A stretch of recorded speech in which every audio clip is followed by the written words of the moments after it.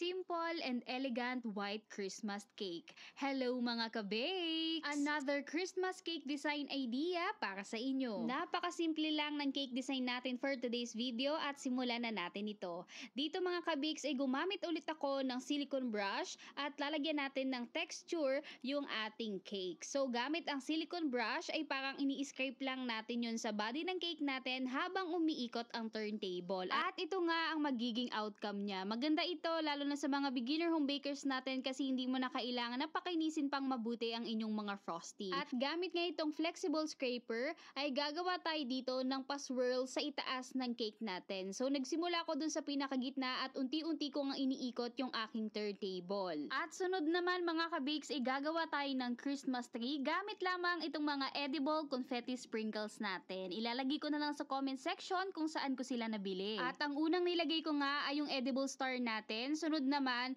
ay naglagay din ako nitong maliliit na silver dragees. At ang ginawa ko nga dito sa ating silver dragees ay nagline ako dyan na parang pasigsag hanggang sa makabuo lang tayo at makahubog ng Christmas tree. At lalo pa natin itong ma-appreciate yung magiging outcome niya kapag nalagay na din natin yung parang magiging ornaments niya dito sa ating Christmas tree. Syempre ang gamit din natin doon ay yung edible dragees confetti natin. At ito nga mga ka-bakes, unti-unti ko nang nakikita yung outcome niya na hubog Christmas tree na siya. At sunod naman ay maglalagay tayo ng ornaments gamit itong gold and white dragees. Ito yung parang magiging Christmas ball dito sa ating Christmas tree. At yung placing ko pala doon sa mga ornaments ay nilagay ko siya doon sa ibaba nung nilinya ko ng mga silver dragees. At naglagay din nga ako nitong gold edible na mini star. At naglagay din ako nitong topper na merong Christmas tree at Merry Christmas na glittery topper siya. Super ganda niya, natangsyala talagang tignan. At meron pala akong nadali dito sa pinakaunahan pa talaga, kaya tinaray ko ulit na